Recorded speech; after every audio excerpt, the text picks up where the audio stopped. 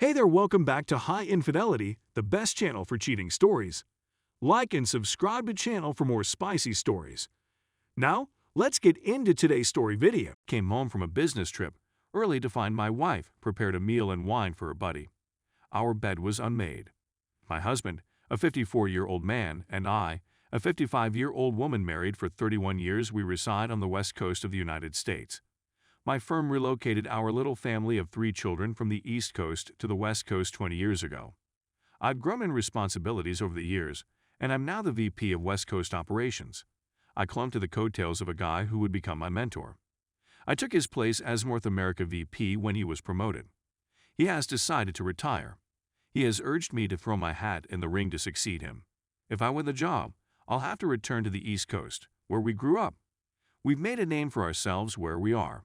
We are active in the community via the philanthropic operations of my company's foundation and our own personal charities with which we work now that our children are grown and spread throughout the nation. None of them live nearby. Our weekends are frequently filled with activities or trips to visit the children's family. I spoke to my wife about it. She has some reservations about my receiving the job. She is unsure if she wants to uproot everything. We'd be relocating closer to our extended relatives as a result of the relocation. One of our children would be around 200 miles away. This is most likely my last promotion in the firm since, given my age and position presently, there is nowhere else to go. We spoke about it and decided to go forward with the interviews since it wouldn't affect anything. My boss-turned-friend is advocating for me. Many of the board members are familiar to me since they attend charity events in which we participate. Because of the time I've spent here, I've gotten to know the higher management fairly well. I'll say it again, my wife is having a hard time with this. I absolutely understand how she feels. So I went to the interviews this week, flew back east to headquarters, and everything went fine. There are 3 other inside candidates who are also searching outside the organization. I had to persuade them of my worth. They didn't attempt to sell me on the job. So I'm aware that I'm not a sure thing in this situation. Every night, I spoke to my wife. She burst out weeping, saying she didn't want to deprive me of this promotion. We'd chat when I came home. I knew she was upset because of the relocation, but this was out of character for her. The most recent interview took place on Thursday. I planned to remain and return on Friday. On Thursday, I took a trip back to see what was going on. I got in at 9 p.m., and she was on the sofa with a man I vaguely recognized from some charitable work. There's an empty wine bottle on the table. I inquired as to what was going on. She said that Sam had been over to discuss an upcoming event. When I'm there, it's not uncommon for me to have a drink with a visitor. I go inside the bedroom with my stuff. The bed is undressed. Every morning, we make the bed. It's a habit of doing something every day that I never break. Sam is leaving as I go back out. We kiss farewell, and my wife wonders why I'm home a day early. I moved past her into the kitchen, where there were dishes on the table and pots on the stove. She cooked supper. I inquired as to what was going on here. Oh, I was cooking, so I invited Sam to join me for supper. When I'm gone, my wife will almost never make a whole supper. She inquires once again, "Why are you getting home so early?" She is plainly scared and trembling. I told her I understood she was unhappy about a future relocation and that I wanted to chat to her about it. I then informed her that I believe she should tell me what the heck is going on. She bursts into tears and begins blubbering, something I couldn't figure out. She's a little tipsy from the wine, but she's waking up quickly. She claims that nothing is happening. Why do you think that? I'm normally quite cool, but I lost it this time. You seem to be taking advantage of Sam. Is that what you're saying? She told him to stop shouting and walked into the bedroom, locking the door. So it's now Saturday. She merely came out to get something to eat while I was on the phone and then dashed back to my room. I've invited her to come out and speak with me. I made a pledge not to shout. I know she's dodging, trying to come up with a plausible explanation. Is there anything more I can do? I'm sure I'll need some clothing. I grabbed what I was wearing out of the wash. I'm hoping for a fair response, but with her locked up, I doubt it. My supervisor phoned to tell me that there will be another round of interviews the next week. I'm torn between staying for the wedding and continuing the interviews.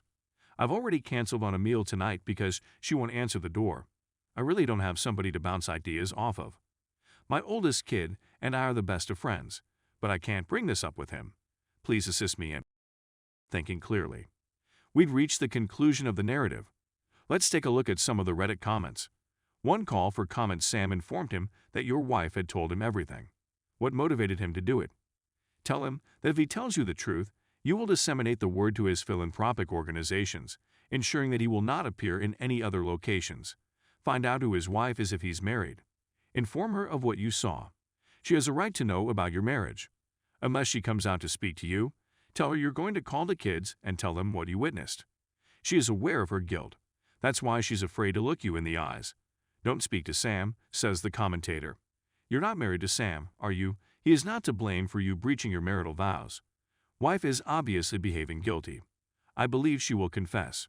Will you forgive her as she tries to find out how to tell you and come to terms with what it means that you know? Is she willing to work with you or start over where she lives? Her life will alter in any case. I'm sorry to tell that this has most likely been going on for a long time, since being married for so long has provided her with comfort and security. However, your success came at a cost, which might have resulted in some predictability and loneliness for her at some time. And Sam was understanding. She has gotten the best of both worlds. And now you must devise a strategy, since the status quo does not seem to be sustainable. Your future is a catch-22 situation.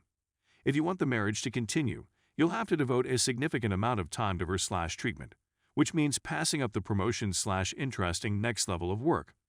When you concentrate on work, the relationship suffers since she isn't able to keep it together for her and for the two of you as she used to. If you don't get the job, you'll have to remain in your hometown with her lover. If she travels with you, she leaves her fare behind, and you'll constantly worry what she's doing while you're at work. While she's thinking about it, you're debating whether or not you'd be happy as a bachelor. In many ways, your marriage has been a positive experience for you. I'd keep the reason for it to myself till she comes to talk with you. Sleep in the guest room, eat out, and consult with an attorney to assess the financial ramifications of a divorce, so that you may make the best option possible. For the time being, you should refrain from speaking with your kid. However, it's clear that you have another confidant who may give you a drink or five, and unless she communicates with you, there's no way for us to know whether or not you should abandon her. When there is deception and infidelity, on the other hand, the destroyed trust takes a long time to repair, as does figuring out what went wrong in the first place. Even if both possibilities are unpleasant, sweeping things under the brush in the hopes that she would eventually select this option is detrimental. Here's what I have to say about the third op's statement. What's the deal with coming home so early? We're surprised at your unexpected return meant that she couldn't even appear to be pleased by your return, saying, I'm so thrilled you're home.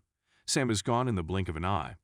As a result, why couldn't they continue the chat about upcoming activities with you over a meal that they had already prepared? Consider the reasons why Sam did not stay for dinner. Better it was meant to be different for you and your partner. She is not pleased at all with the news of your interview for this prestigious position. She has locked herself in her room, away from you, and she hasn't talked to you since Thursday night, when you were at her house. The weekend has finally here. Opie, I apologize for being late for Act I.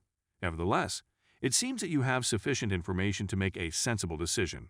She had lied and cheated. She had no notion she'd been apprehended, since they knew you'd be back home on Friday rather than Thursday. I have a feeling this was not their first encounter. You've given her far too much time for both of their stories to come together as a result of your actions. There is a conflict in my mind about whether or not I should attend the wedding and continue the interviews. OPI, are you positive that you tied the knot?